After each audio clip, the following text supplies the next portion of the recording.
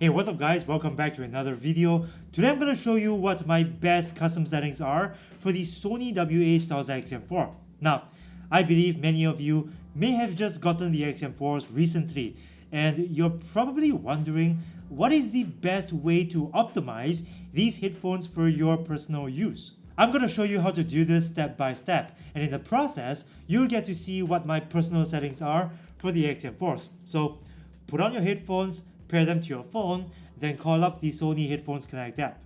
So I'm going to call the app up over here. Now, as you can see, there are three different tabs for various settings. You have a tab for status settings, which includes a pretty small music player widget and adaptive sound control, a tab for sound settings, and a tab for system settings. Let's quickly jump back to status settings. Let's talk about what adaptive sound control is all about. Adaptive sound control is going to get your headphones to automatically switch between different noise cancelling or ambient sound levels depending on your actions or your location. So let's tap into adaptive sound control, switch adaptive sound control on, and here you can see that there are two different types of automatic switching. Automatic switching based on actions and automatic switching based on location. Let's switch on automatic switching based on actions. And beside detection of actions, you can see this little cog wheel. Tap on the cog wheel to access the settings, and here you can see that there are four different types of actions that the headphones can switch between. Here you can see that there is a setting for staying, walking, running, and public transport. Let's switch back to staying. Now, when the headphones detect that you're staying, it automatically defaults to full noise cancellation, but of course, you can change that. You can shift the dial to ambient sound level 10 if you want some ambient sound getting passed through to you, or you can just do what I do and just leave it at full noise cancellation, which is what I prefer. Okay, let's switch to walking, and now you begin to feel some level of ambient sound pass through happening. This is because ambient sound level for walking is by default set to level 12. And at level 12, you will be able to hear some very light human traffic as well as combustion type vehicles driving by like cars, motorbikes, and buses. But if you often walk in places where there are a lot of these vehicles that don't make a lot of noise like bicycles, e-scooters, e-bikes, then it might be better to push ambient sound level up to level 20 because you'd be able to hear more of your environment and be even more aware of your surroundings, since these vehicles can actually come very close before you even notice they're there. The same concept can be applied for when you're running, because when you're running, vehicles have even less time to react since you are moving at a faster pace. So if you're running around the bend and there's a vehicle coming towards you, you won't be able to hear the vehicle until it's too late, right? So it's always best to leave it at ambient sound level 20, maximum level of ambient sound pass through.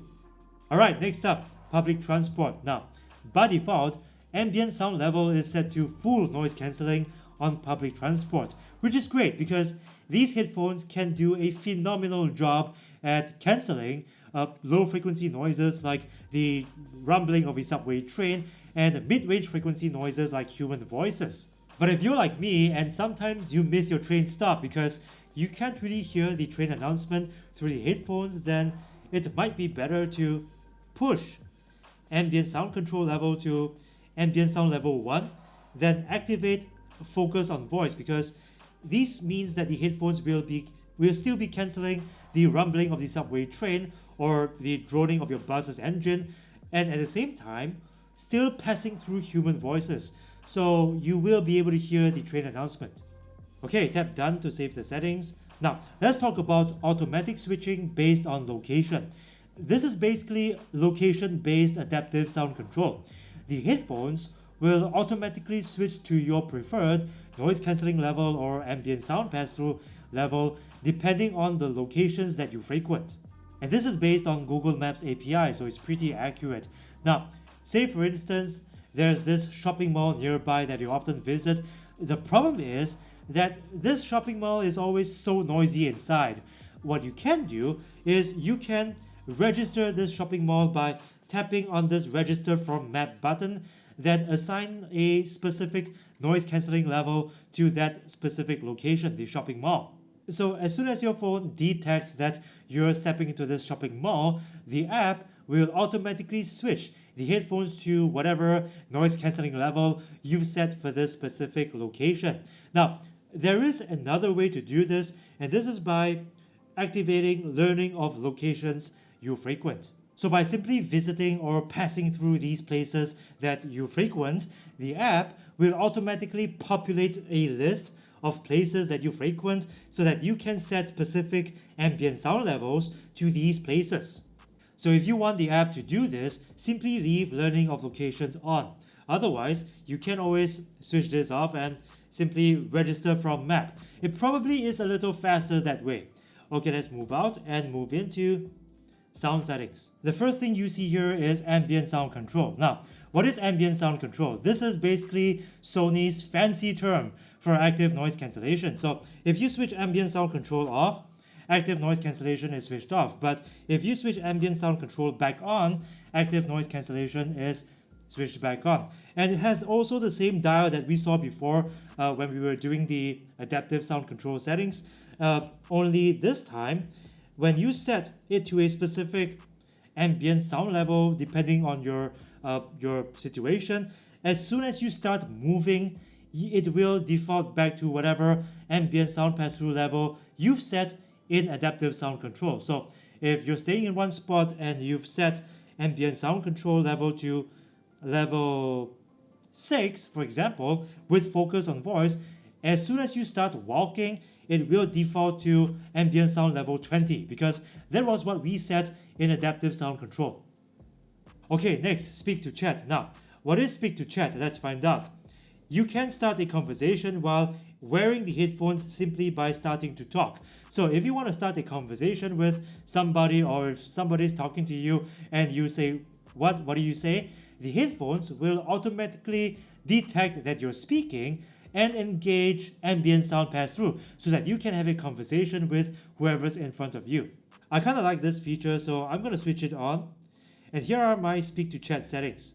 Okay, voice detect sensitivity, leave it on automatic because if you put this to high sensitivity, the headphones will detect any small sound that you make. You know, like you could be like having a little cough, and it will just activate speak to chat. So I don't want that. Automatic has worked pretty well for me so far, so I'm going to leave it on automatic. Focus on voice. Now, if you switch this on, the headphones will cancel ambient noise while letting through your own voice. This is great. However, when I'm speaking to somebody, sometimes I could be speaking to more than one person, and sometimes somebody could be coming from behind me and wanting to speak to me. So I prefer to have focus on voice switched off. Just activate full transparency mode. Time until the mode closes by default is set to 30 seconds. I prefer to set it to 15 seconds because I want my music to start as soon as possible after I stop speaking. I would have preferred if there is a shorter time frame, maybe 5 seconds or 10 seconds, but 15 seconds is the best we've got now, so just set it to 15 seconds. Okay, let's come back out. ANC optimizer. Some of you may feel a sort of pressure on your ears when you use noise cancelling headphones. If that is you, then the ANC optimizer is a great thing because it will help you to reduce or eliminate the pressure you feel on your ears by customizing the XM4's noise cancelling to suit the physiology of your ears and the atmospheric pressure around you. And even if you don't feel like there's any pressure on your ears, there's no harm in doing it anyway because it's a very simple process. Just press start and it's over in a few seconds, so why not? Okay, graphic equalizer. Now, I'm not going to go so in-depth into the graphic EQ today because this is going to be a whole separate video which I'm going to make soon. So if you want to know what my best custom EQ settings are for the XM4s, please subscribe and ring the notifications bell because this is the only way YouTube will notify you of new content from this channel. But I'm going to give you the short version. So if you're not satisfied with how the XM4 sound out of the box, there are two ways you can do this.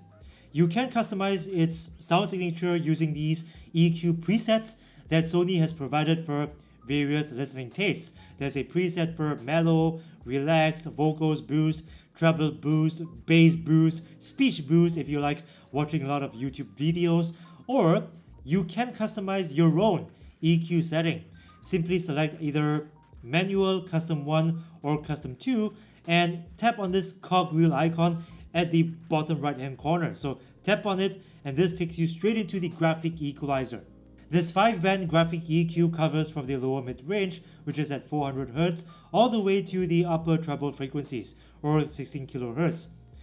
It also has a separate dial for bass, so if you feel that the XM4s have like too much bass, you can lower it. If you feel that it's got too little bass, you can increase it. So this is where you customize the XM4's sound signature on a much deeper level than simply selecting either one of the presets. Let's click OK to come out of this menu and let's talk about 360 reality audio setup. So what is 360 reality audio? Well, this is a new audio format by Sony that remasters music in a way that places individual tracks in your music on a 360-degree spherical sound field. So it's almost like surround sound, but this time you're in a recording studio listening to music being played back to you from a live band.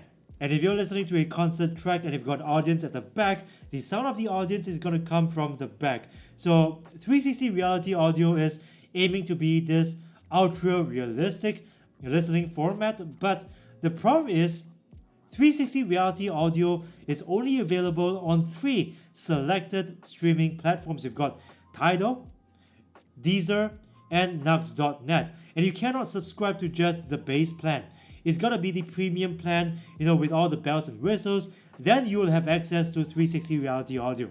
So if you're a premium subscriber of any one of these services, then by all means, get your ears analyzed, enjoy the full benefits of 360 reality audio. But people like me who aren't even basic subscribers of these services don't really have to do this, in my opinion. Let's move on. Let's move on to sound quality mode. Okay, I leave mine on priority on sound quality at all times because I want to listen to music using the best possible codec available on my phone. For the iPhone, that's AAC. For Android devices, it's LDAC, which is a high resolution codec. So what happens if you switch to priority on stable connection? You lose resolution in your music because it will default to the base level SBC audio codec. So only choose priority on stable connection if you're often experiencing signal dropouts between your headphones and your phone. Otherwise, always leave this on priority on sound quality. Okay, next we have DSEE Extreme. Now, what is this? This is basically a high resolution audio upscaler. So it takes your lower resolution compressed music files and uses some sort of AI processing to get them to sound more high res. And yes, it does work better than DSEE-HX because with the previous version, I couldn't really tell much of a difference between my before DSE and after DSE, but now the difference is a lot more stark. And it does work for even music streamed over Spotify. So if you want that, you want your music to sound a little more high res, activate DSEE Extreme. But do take note that this will eat into your headphones' battery life. Okay, let's move on to system settings. Connect to 2 devices simultaneously. Now, obviously we're talking about multi-point pairing here. The thing about this though, if you activate multi-point pairing, it deprives you of using the LDAC high resolution codec on Android. But if you're okay with that and you absolutely need multi-point pairing just as much as I do, activate this because it's gonna be worth your while. And once you've done this, you can now manage previously connected devices under status settings, which is awesome. Let's tap out of here, tap into system settings again. Change function of custom button. I leave it on ambient sound control because that's what I prefer. I want to be able to tap on the custom button and toggle between the different ambient sound modes. Touch sensor panel, leave it switched on obviously. Automatic power off, I leave it on off when headphones are taken off because I'm a pretty forgetful person, and if I leave it on do not turn off, the headphones will eventually run out of battery because I would often forget to switch it off manually. So it's always a good idea to leave it on off when headphones are taken off after a period of time. Pauses when headphones are taken off, obviously I want this too because it saves battery. Notifications and voice guide, I leave it switched on. I set this to English because, believe it or not, English is my first language, not Chinese, not Japanese, not French, it's always English. Automatic download of software, leave this switched off because if you automatically download software for these headphones, sometimes these software updates are great, sometimes it may impact the performance of the XM4s. So it's always a good idea to leave this switched off so that you can at least know what you're getting into before updating the headphones. So if you want to stay in the loop about these new software updates, maybe you want to know in advance whether these software updates are going to impact your XM4's performance or not. If so, please subscribe and ring the notifications bell because this is the only way YouTube will notify you of new content from this channel. So those were my best custom settings for the Sony WH-1000XM4. Smash like if you found this video useful. And by the way, if you want to see me compare the XM4s to the Bose NC700, please watch this video over here. If you want to see me compare them to the XM3's, its predecessor, please watch this video over here. Thanks again for watching, and I will see you again, bros and sisters. До свидания.